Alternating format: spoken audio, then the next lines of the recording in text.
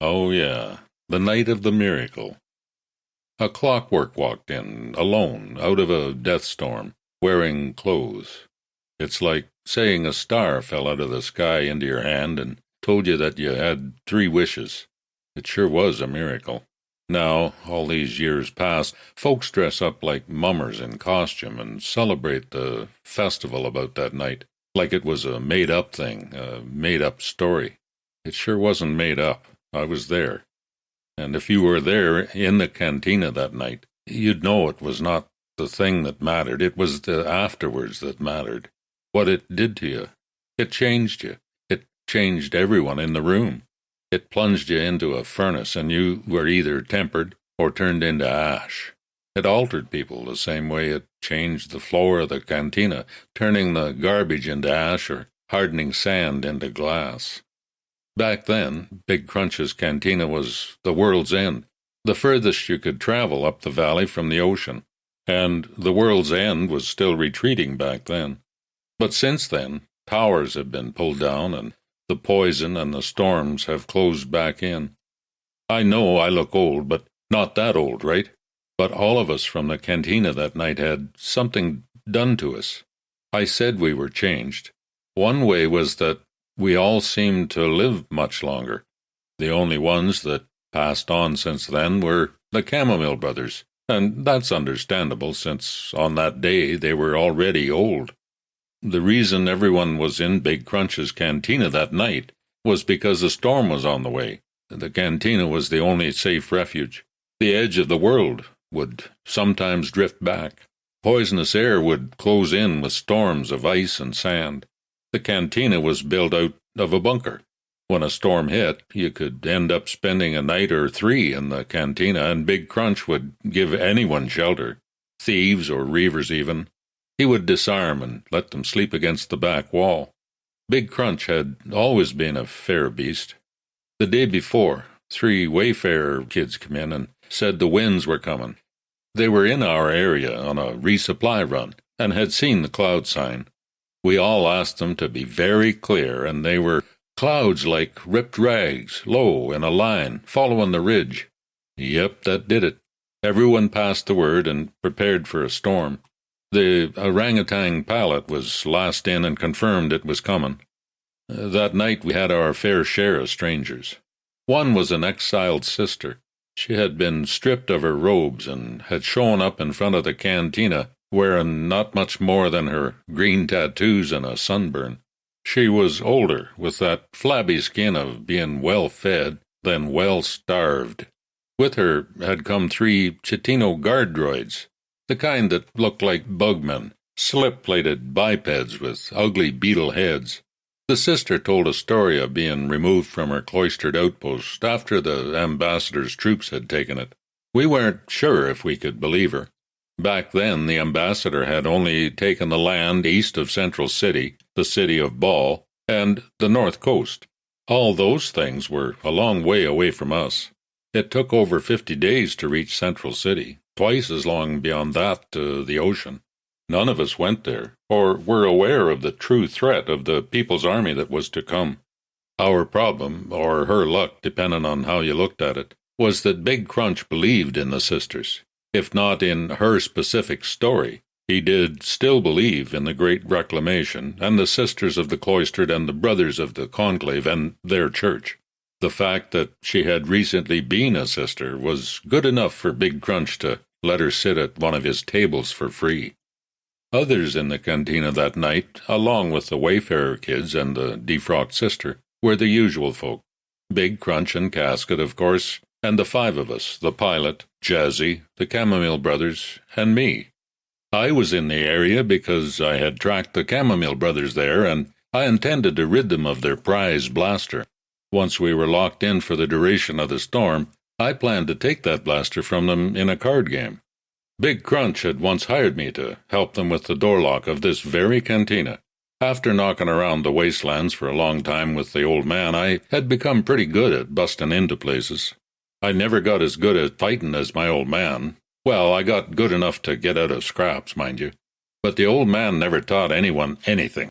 All you did was accompany him like a dog, and if you were lucky enough and wily enough to live, that's how you learned.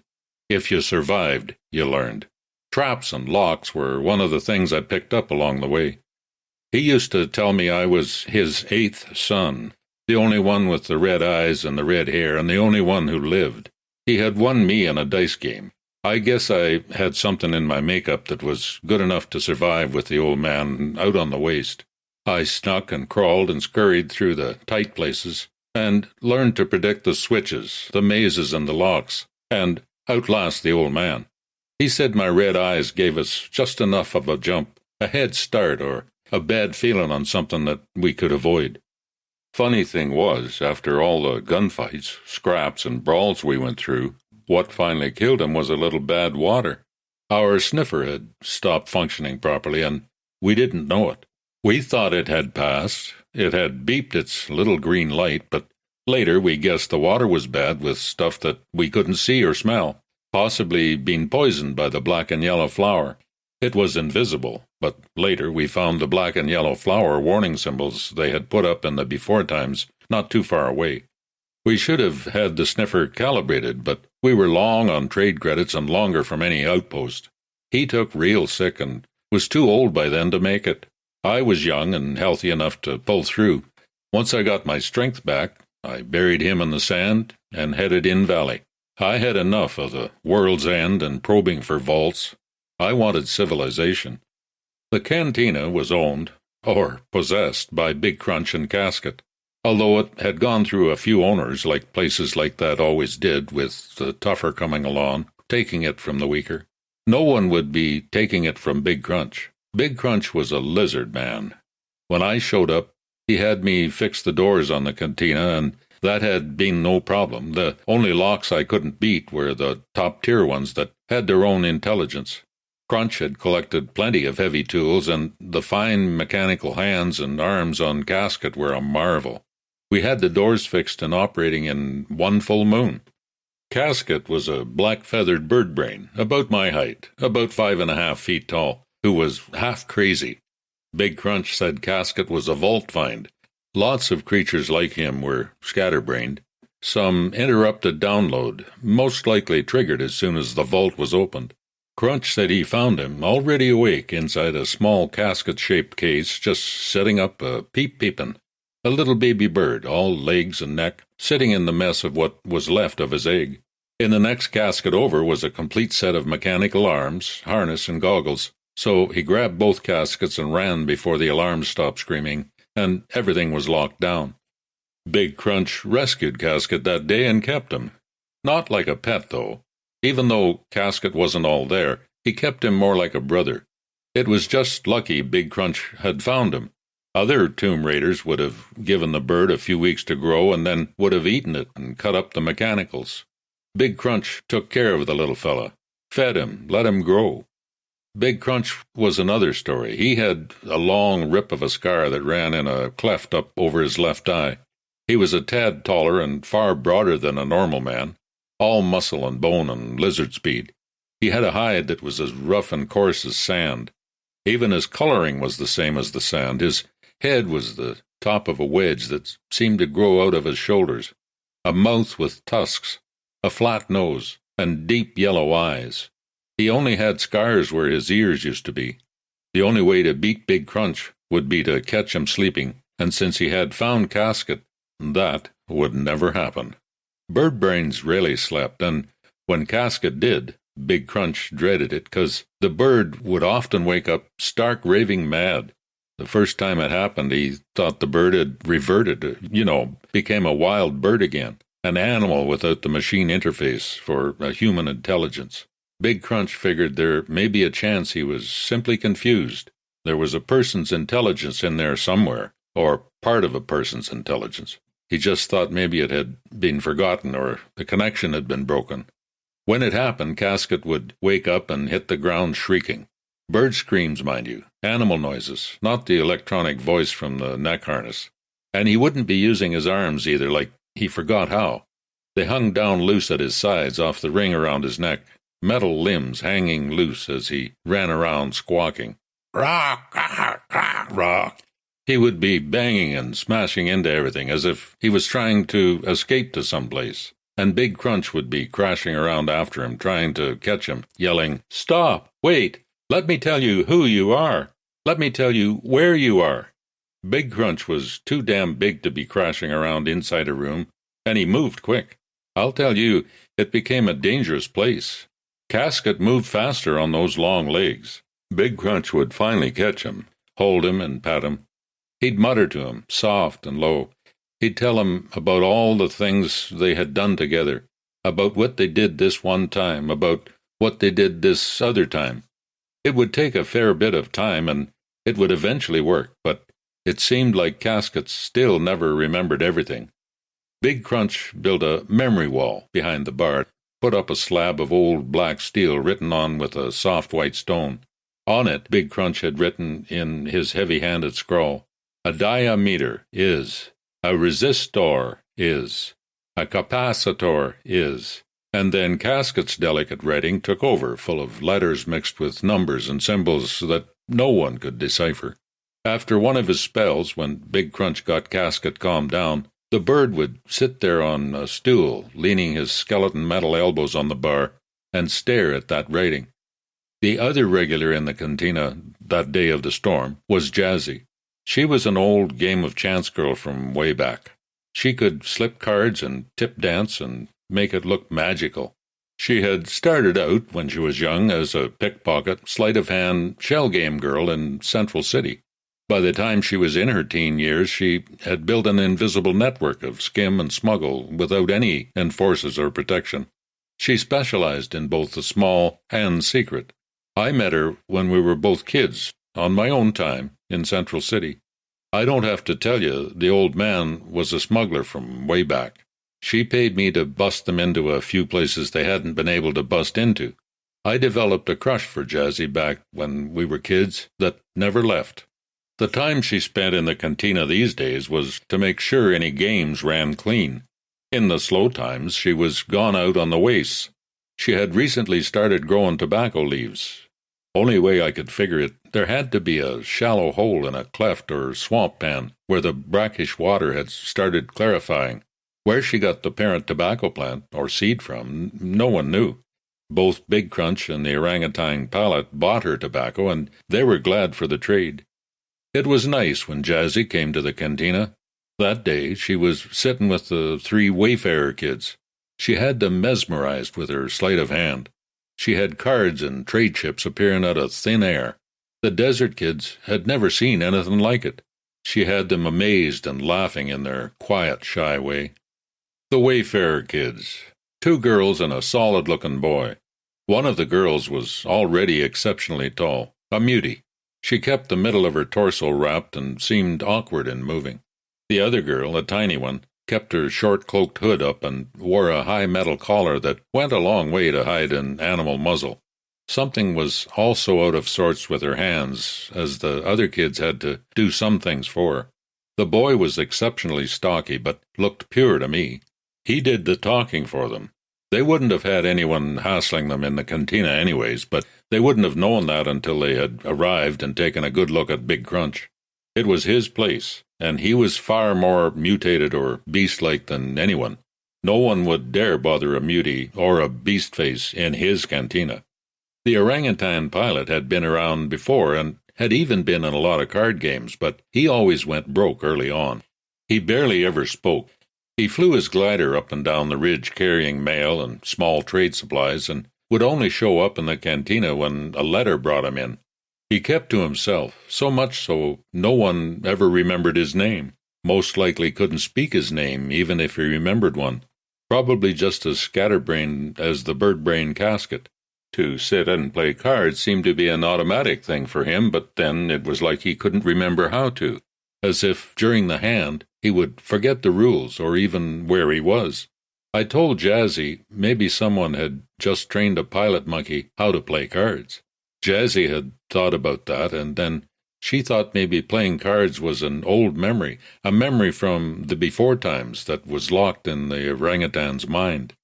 The cantina was the safe place to be, and if anyone was new to the area, and a storm was coming, Then they were told to head there.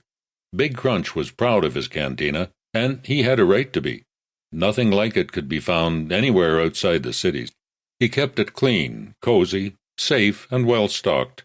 He had old banners and landscape pictures on the walls that people had traded him for. The pictures were of things never seen before. One picture was of black rock that was as flat as water and had clockwork carts sitting on it, between straight painted lines.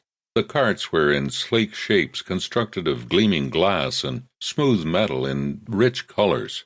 In plush interiors were healthy-looking people wearing sharp clothes, smiling people. In the sky, in some of the pictures, were little marks Big Crunch said were birds that flew enough to fill the sky. At least, that's what the pictures showed. The night of the storm, we had all settled in for a long stay. The wind had kicked up, and it added the haze of dust into the smoke of the oil lamps. I can hear Big Crunch now, walking back from shutting the doors, his footfalls thudding into the sand, mumbling, "May the old ones save them." Storms would drive the sand against the doors with a steady hiss. Big Crunch always waited as long as he possibly could before closing those doors. He never wanted to lock anyone out, to condemn them to death. The vault had been built straight into the rock. Once the doors were shut, a hushed, cramped feel would fall over us. It took 3 strong folks to even budge those doors. It wasn't easy, but Casket and I could close them as long as I had the big pry bar. Big Crunch could move those doors by himself, with the same effort it took a child to roll a toy. In the narrow hallway that led to the vault doors, he had hung blast curtains to help keep out the dust and wind. You could feel that closed-in pressure feel when the doors were closed, a little bit of a trap feel on the edge of your senses that can wear on you. Big Crunch thumped back down the hallway and brushed through the curtains on his way back to the bar. Jazzy was dealing our game. The orangutan pilot had gone broke as usual and moved off to his own table, but was still watching us play. The 3 Wayfarer kids had claimed their own table when they had first come in, and were all pretty much slumped over, sleeping right where they sat. The ex-sister and her 3 droids had their own table. She hadn't stopped reading some book she had been carrying with her since sitting down with a tin of water. Casket was where he always sat, at the end of the bar on a stool, doing what he always did, twitching and bobbing. No one had ever heard him speak. Other bird-brains did, but not Casket. I had heard a giant bird-brain speak in Central City. That bird had stood about 9 feet tall, and it slung crates off the boats with its heavy machine arms like they weighed nothing at all. A computer voice had come from the harness around its neck, and it had sung a song while it worked. As a boy, it had mesmerized me. The only sounds Casket made were the occasional mewing noises. Casket's mechanical arms worked okay, though. The connecting rods were delicate, long, flat blades, studded with miniature clockworks. Casket always wore his goggles. Big Crunch said a bird brain didn't move right if it didn't wear its goggles. Big Crunch ran his cantina, traded Jazzy for tobacco, let clean gambling operate, watched over Casket, and collected anything to do with music and pictures from the before times. Big Crunch was known in the entire western end of the valley for giving better than fair price for anything to do with music from the before times. Most of the music boxes and players that had survived were made of metal. Some of them might have had wood or cloth pieces at one time. Big Crunch wanted Casket and I to have a look at fixing them up proper. I didn't have much hope, though. I saw a wayfarer once that had made her own wind instrument out of a single piece of scarab shell. She said it had taken her many attempts and failures with many shells, and then, finally, another year to carve and shape the one she had. With the music she played on it, she could make a nighttime fire out on the barrens suddenly peaceful and easy. Those old things Crunch had collected in the cantina were almost all junk, and I had no hope of fixing any of them. There was one big player he had leaned up against the back wall. It was all busted-up parts and dried-out wood, with a long tray on the front full of black and white switches meant to be pressed on. Some raider had drug it up to the cantina to trade with Big Crunch, and it hadn't survived the journey very well. Casket had been working on that thing for quite some time, and it was still leaning up against the back wall in shambles. Beside it was another strange machine, a smooth barrel with a flat side made out of glass and dead lights. Wurlitzer had been painted with a master skill across its face in gold that was now faded and flaking. It didn't look like any type of music player to me. It looked more like a real pretty gun turret with a better chance of suddenly coming to life and blasting a hole in someone than making a song. The one music box that did work was always kept out front on the bar, right beside Casket. Out of the top of the box jutted a tall black metal flower. It was a clockwork-type player, more simplistic and easy to fix. Real simple metal parts to it, and not filled with tech. Easy to fix and trick back into life, like the mechanical parts in the blast door, screw gears and such, only much smaller. Big Crunch, having come back from closing the doors, now stood behind his bar in his usual spot, with his rag in his hand, working a better shine into a mug and motioned to the bird. His voice was deep and raspy and always rumbled out of his neck like he had to force it. When he clenched his cigar between his tusks, like he did now, his words also came out with a little slur to them. "Casket, cheer things up a little. Time for some music." He flicked his rag towards the player. Big Crunch wore leather clothes as thick as armor. They had to be like that, as anything else he wore wouldn't last very long, rubbing against his hide. The long kilt and vest was all he was ever able to wear when it was hot, and it was always hot back then around the cantina. Casket bent below the bar and, with near reverence, brought out one of the black discs. He cradled it like an egg and eyeballed it through his goggles with one bugged-out eye, head twitching and jerking as he inspected it for dirt and scratches. To make the music box work, Casket had fashioned a tiny mechanical sensor, about the size of a sliver, from a single needler bullet. The needle picked up the variations in the grooves from the black disc and made sounds that were magnified by the large black flower. The needle was very sensitive, and dust or scratches would damage it. The disc passed the inspection of one googling eye, so keeping his metal fingers on the outer edge, he set the disc onto the player. The Wayfair kids had sat up expectantly. They'd probably never heard a music box before. Casket lifted the sensor arm attached to the bottom of the metal flower and held it over the outside edge of the disc, and ever so gently lowered the needle. He cranked the spinner at the side of the player box, and the black disc began to turn. Sound filled the room, wailing at first, like a ghost wind through a rock cut, and then the noise rose to become a woman singing. She sang to us through the hiss of time from long ago. She had a dreamy, lifting way of singing. You could hear her instruments being played, too, some like the shell instrument the Wayfarer had played with the sweet high sounds, and some with deeper sounds.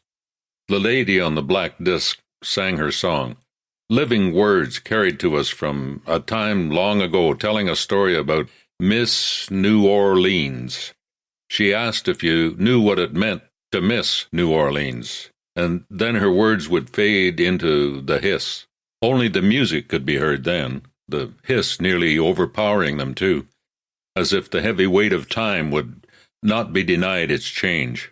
Then her voice would come back to us insistent, and she told us of a lady named Miss Mississippi. When this certain song was played in the cantina, it would often start up the usual debate about if Mississippi and New Orleans were ladies, places, or both. Big Crunch was one of the few that felt it was both. A place had a feel like a person, like there was a spirit there, he'd say. So it could be both, the place and the spirit it held. When he spoke like this, partaking of his lectures to us, he'd grunt his words at us around the cigar in his mouth, his head back a little, looking above at nothing in the maze of support beams, while he polished a metal tankard. I knew what Big Crunch meant. Sometimes, out in the wastes, you came across bad places. You could feel it. They held spirits, some of them bad enough to kill. The presence you felt in these places was mixed with luck. A fellow steps down into a bad trap that takes his life. The next fellow along finds a dead man, sees where not to step, and gains a nearly full canteen. You could feel invisible things in those dangerous places, like a gentle tap of the wind on your shoulder. Luck could give you either the flat or the sharp of the blade. I didn't dwell much on magic or spirits and ghosts, even though I had felt their touch in mysterious places, just like the others had. We had enough that we didn't understand in the old dead technology that surrounded us. Was that woman trapped in the black disk just like a bird brain had a mind trapped in its neck ring? Or was it just the woman's voice? Did they take her voice and lock it in there like the voices that bird brain spoke with? I didn't understand how the woman from long ago could be singing to us, and if I thought too much about it, I would begin to worry, so I didn't put myself into these conversations. That was when the thing showed up, on the second night of the storm, the second night of the card game when things had just started going my way. The Chamomile brothers had run out of money, the storm hadn't let up 1 iota, and that prize blaster had just been laid down on the pot. I remember the air was beginning to turn a little sour and my shoulders were starting to ache. I stretched, trying to loosen the kinks that had settled into my neck, and found my gaze was back on that sleek blue blaster that had just been placed at the center of the table. I don't have to tell you how rare a blaster was. A working blaster held some of the most advanced tech in the entire valley. When the knocks came at the door, I glanced at my hand of cards as if the booming sounds had come from there. In the background, there was a song on the player that had no singing to it. I could tell it was long past sunset by the way my head was aching from being far too long without sleep. When the doors boomed, I looked down at my hand. A lover's ace, sick twins, and a thrace of swords. The flip card up on the table was a black Gemini. I looked again at what Jazzy had just dealt me. The Joker's warlock that turned my weak straight into a shadow straight. Unbeatable. The blaster was mine. Boom, boom, boom. The sound echoed and thudded down the length of the tunnel into our room. There was absolutely nothing that could knock on blast doors like that. But the strange thing was, everyone just kept on like nothing out of the ordinary had happened. Sometimes things happen outside of folks' understanding of what can happen, and most people just ignore it. I've seen lots of creatures and folks die from that type of response. My eyes flickered around the room. I took everything in. No change. The Wayfarer kids had all fallen back to sleep. Everyone was feeling warm and safe in a closed-in room, totally oblivious to something pounding on the vault doors, carrying on like nothing had happened, watching their cards, snoozing, or keeping their low chatter. But even when I was a kid, I had learned to pay attention, to always pay attention. The first thing the old man did when you took up with him was to iron that not paying attention right out of you. I knew it was real, that I heard it, felt it. The dilemma that froze up everyone's mind was that it couldn't happen. That sound couldn't happen. And that's why it was ignored, because on the other side of the 3-foot-thick doors was God's anvil. Anything out there right now, in that storm, was being hammered to death in a maelstrom of poisoned atmosphere, flying rock and metal and sand. So how was it someone, something, had just knocked on the door? Couldn't happen. So it was ignored. My body, my awareness, the part of myself that knew to move just before a hidden trap would crush, wouldn't ignore it.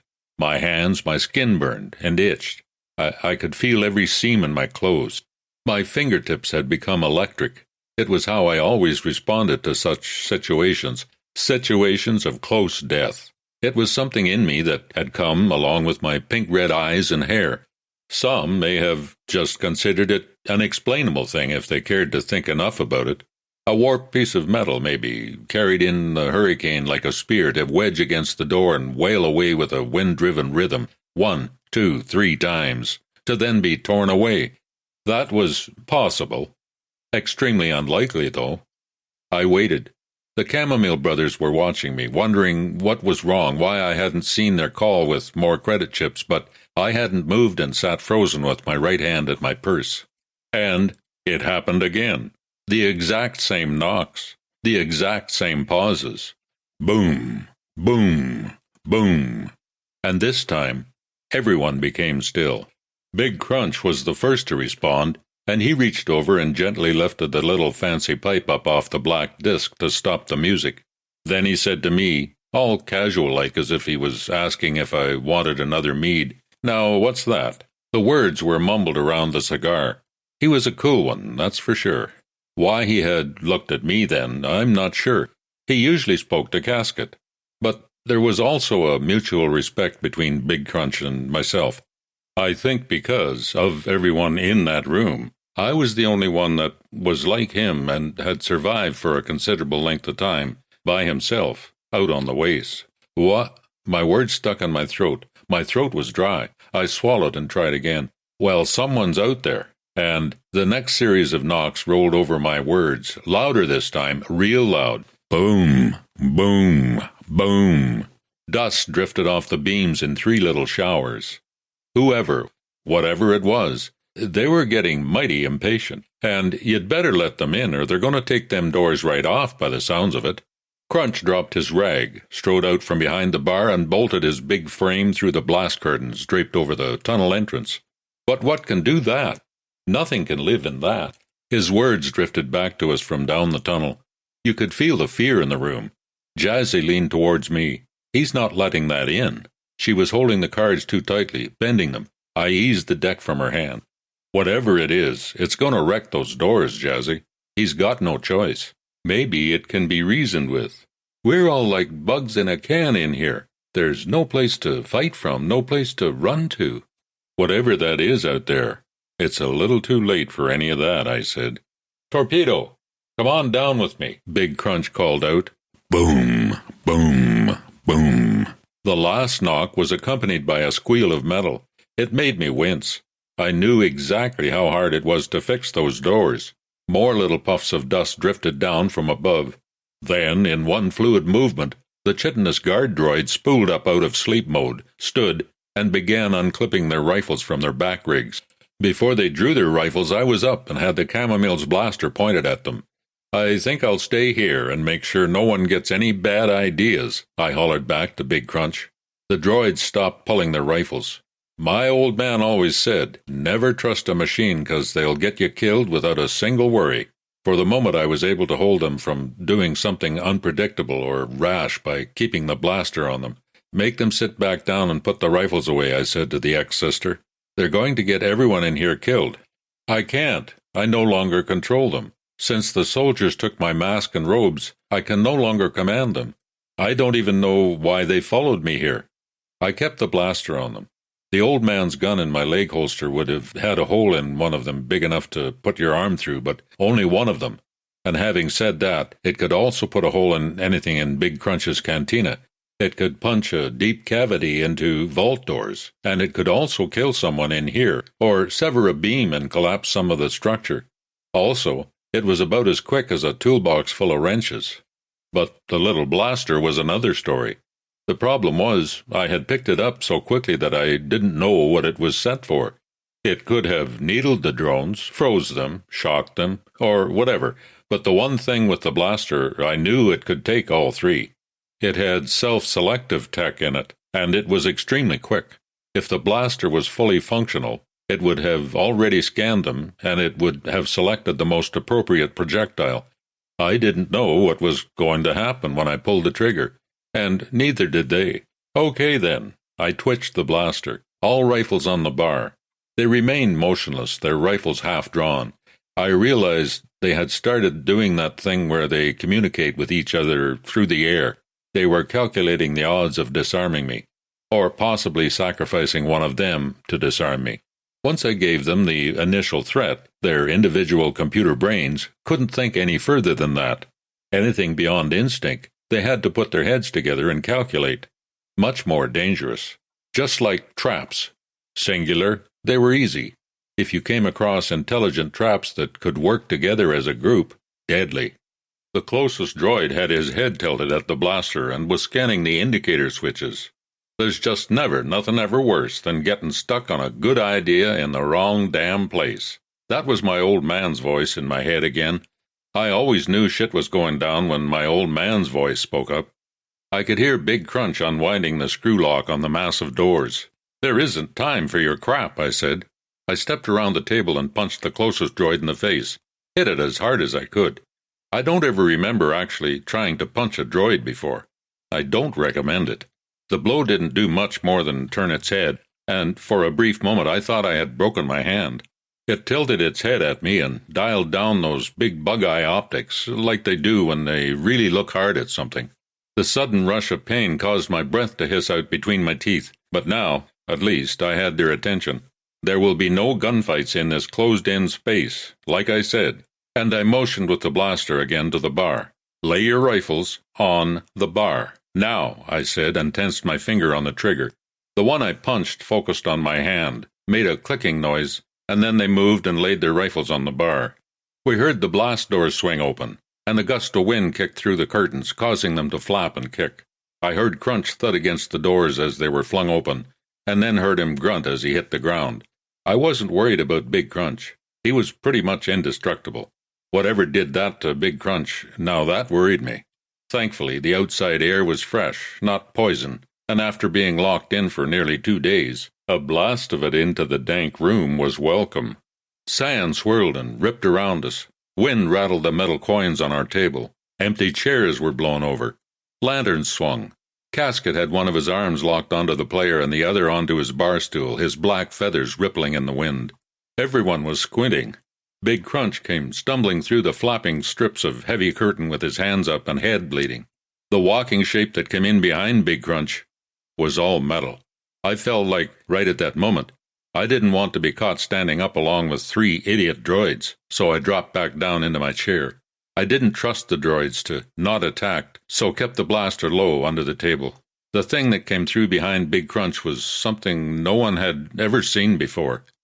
A clockwork wearing clothes. Well, everyone had probably seen a clockwork, but I doubt anyone had ever seen one that had dressed itself in a long leather coat and hat. It was sleek, like a droid, but not bulky, like normal clockworks were. It had a flat black coloring, full battle chassis, a black skeleton under a long leather duster. On top of its skull was a flat-brimmed hat. The storm should have stripped the clothes clean off it. It must have had some power shielding. That would take a massive amount of energy, but it was the only explanation I could come up with, at the time, that would allow it to walk through that storm.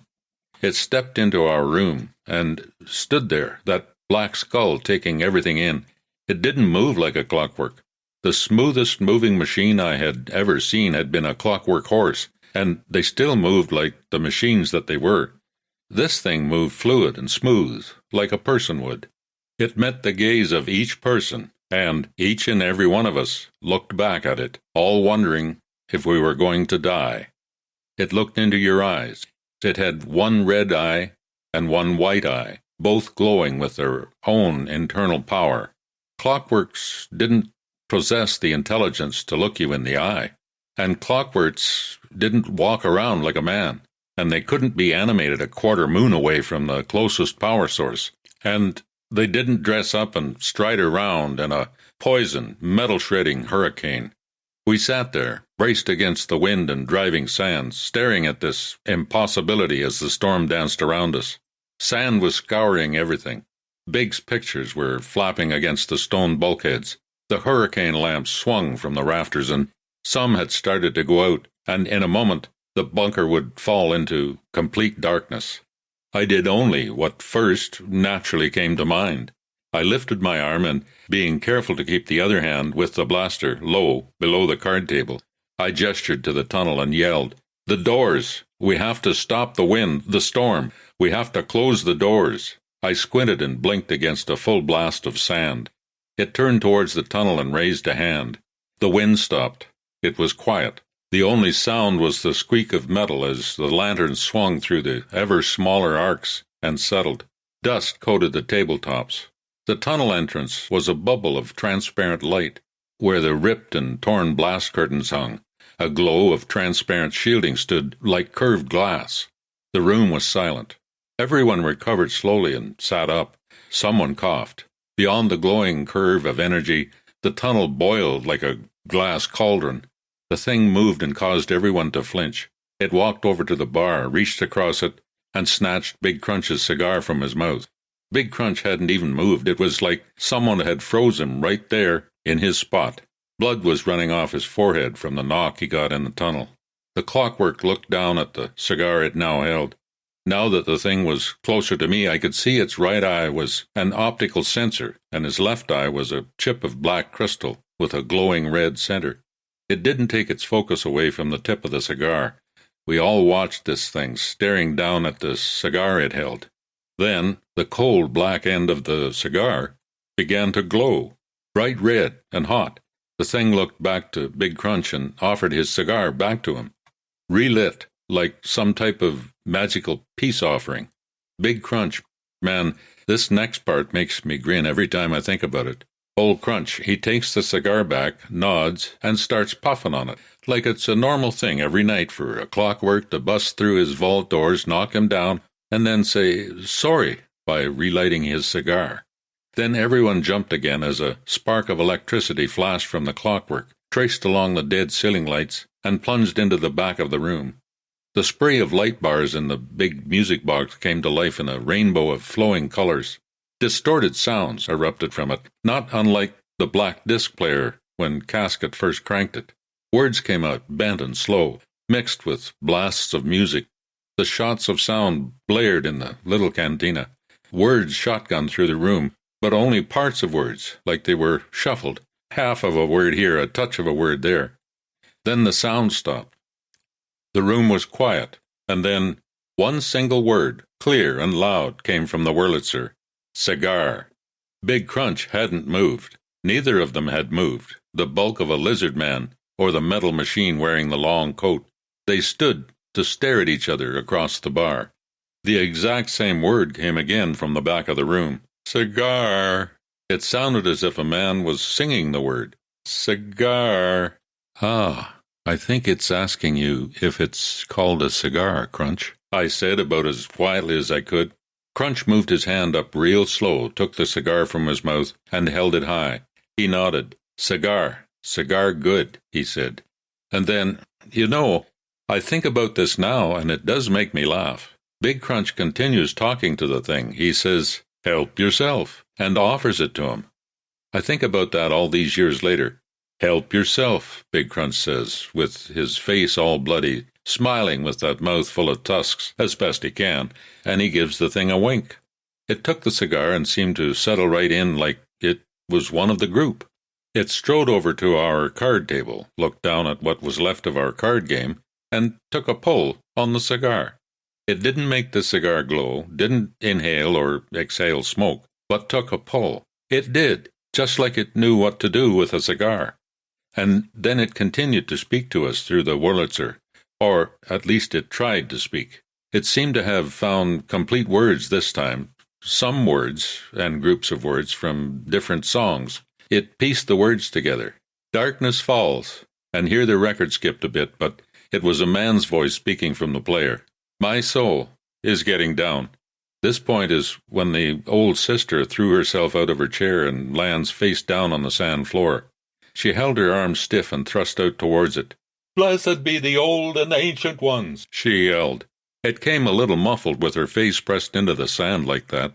I hadn't known I'd done it, but I had swung the Chamomile's blaster to point right at the top of her head. I had forgotten about her, had grouped her in with the droids, and I had figured I had covered that corner when I had disarmed them. I didn't understand till later how this would affect her. Of everyone in this room, this would probably affect her the most. At the time, I hadn't expected it, and it had severely startled me. Give us the word of God. The Clockwork head had followed her. It had also seen the blaster. With the powers that it seemed to possess, it probably knew the gun was there, in my hand, hidden under the table the entire time. But the way it had dealt with Crunch and his cigar, and the way it had been startled by the priestess, I realized then that it could be young. It was as if it was acting like a child. It was learning. That sudden understanding had made me even more worried. Quiet, Big Crunch said from his place at the bar. I agreed with him. Definitely not the time for any shouting or sudden movements. The skeleton looked at each person in the room. It studied each and every one of us. You could almost feel it looking inside of you, like it was judging you, absorbing your past, looking into your soul. The Wayfarer children stared back at it. The Chamomile brothers couldn't look to meet its gaze. It took in each and every person in its own fair time. Then the clockwork reached towards its eye and pulled the red glowing crystal out from its eye socket. I thought the older Chamomile brother was going to pass out when it did that. It leaned over and laid the crystal on the table right in front of Jazzy. The Wurlitzer at the back of the room spoke more words to us. Trust in you. This gift. This torch. Jazzy hadn't moved. It slid its skeletal hand across the tabletop, nudging the crystal towards her. The thing obviously meant it for her. And then the song changed again. It became a soft, slow song. All the things I wish to speak, I build, tower strong and tall. They make fall. The wind blows, you don't care, and only dream of glitter. The sister had gone still, her face still pressed into the floor between her arms, kneeling. Blessed be the old ones, she mumbled into the sand. At least she had said this quietly. The clockwork's head swiveled to take in the priestess. He moved towards her. She must have noticed because she began babbling even more. Tower strong, the words repeated from the back of the room. Forgive us, forgive our ignorance, give us the strength to understand your word. Quiet! Crunch was much louder this time. It turned away from her and thumped back towards our card table. It came close to me. I wanted to lean back, lean away from it, but I didn't move. It took all my self-control not to move as the thing leaned down, closer to my face. Its black skull, sitting beneath that hat, was close enough that the white from the optical sensor lit my cheek. I flinched when it struck the table, a crushing blow. I don't want understanding, the player hissed in a deep, warbling man's voice. And then it found the same line in a different song. A woman's voice this time sang high and clear, I don't want understanding. And then the deep, warbling man's voice, want action. Then the song switched again, a faster, upbeat, happy-sounding thing. Do not lose your faith, don't shut me out. It stood up, away from me, and raised a leaf of tobacco from the table. It pointed to Jazzy and then the crystal. It will grow, take it. Everyone walks sometimes. The singer's voice was low and lazy. Then the song changed. It sounded like one of the brothers preaching, yelling his sermon. Don't change because you want to change. Change because you must. Take my words and flourish. Survive. There were other people's voices and sounds of people in a crowd. A multitude of voices raised in response to the preacher. Amen. The righteous path is there before you. You only need to take it. Cast aside your baubles, your gambling, your sweets and your drink, and rise up to create a better world for your brothers and sisters. Amen. The time is now. Amen. This was when Casket reached over the bar, turned one of the droid's rifles to point at the clockwork, and pressed the emergency overcharge. Most don't even know about the overcharge on an energy rifle, but with Casket's never-ending study of tech, he'd know. An overcharge tab on a rifle was designed as a last-ditch measure. It pulled available power from any and all nearby sources, converted it, and magnified it into a massive energy discharge. You never knew what was going to happen when an overcharge was tried. What happened in the cantina, inside the vault, was an arc of power was pulled from the other charge rifles, from the droids, and the blaster I held. The blaster melted. A brilliant bolt of energy appeared in the room like a sliver of sun and struck the clockwork. The entire room was flooded with electrical magnetism. My old man's mag gun was nearly ripped from its holster. Casket screamed. The clockwork looked down at its coat as it began to smoke. With one hand it touched the black-red crystal it had laid in front of Jazzy, and with the other hand pointed to the floor to release a bolt of white energy into the ground. The stink of hot rock and melted tech flooded the room. The priestess screamed and hurled herself up onto her table. Her forearms and knees were blistered. When I saw that, I lifted my feet. It suddenly felt like we were all sitting over a cook fire. The bunker floor was transformed into a pool of molten heat that traveled outwards like a slow ripple to melt everything as it went. The creature was across the room and snatched Casket up by his metal arms. The player box and flat disc fell to the floor with a smash and burst into flames. The clockwork stood there with the bird brain lifted clear of his bar stool. Everyone in the room was waiting for the bird to be torn in half. The bird blinked through its goggles as he hung there by his beak from his arm rig. They stood there, very still, like two lovers in a close embrace, oblivious of the others around them. It was like they were having a conversation, the black metal skeleton holding the bird, sharing some sort of information, or coming to an understanding while Caskett's big three-toed feet and scrawny bird legs dangled in the air. Then the thing released him, and Casket plopped back down onto his stool, his neck ring sliding back down and his metal arms clattering onto the bar. I was sweating. The place was incredibly hot. Some of the metal furniture legs began to melt, and furniture crumpled over. Droids stood slumped over as motionless mannequins, each one of them pierced where the charge had struck. Their rifles were all black and dead, their feet blackened and smoking where they stood on sand that had been turned into molten glass. One thing was for damn sure. Everyone in that room that was still conscious had their hands in the air, and their feet. The floor was even too hot for Big Crunch, and he had slid up on top of his bar, his big bulk looking none too graceful perched up there. Suddenly, squeals like screams came blasting loud over the Wurlitzer speakers.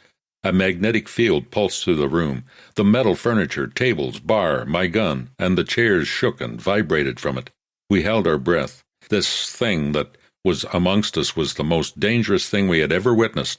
We were locked inside a vault with it, waiting to die. But it simply turned and walked towards the blast curtains. The shield of ghost moonlight faded, and it strode out into the wind. The crazy old priestess got up and followed it, searing her feet on the floor with each step. I watched the pain register, but she continued on and disappeared down the tunnel after it. I just looked at Big Crunch, then at Jazzy. Jazzy was staring at that crystal on the table in front of her. She could tech trade it for years of wealth. She could move to any city, no longer a thief or card shark. She could live like a queen. The crystal had rolled onto one long flat side in the wind, a chip of blood red that she finally clasped a hand over. And then the music started. The same song sounded out through the storm and the wind. My independence, and your independence. We can live and die, or we can survive together. Please sing with me. Please sing with me. I looked at Jazzy. I think the storm is dying, I said. A gust of wind drove the curtains to kick and flap. Jazzy had let the cards go, and now they fluttered around the room. One landed on the table between us, face up. Two men dancing. The Joker's warlock.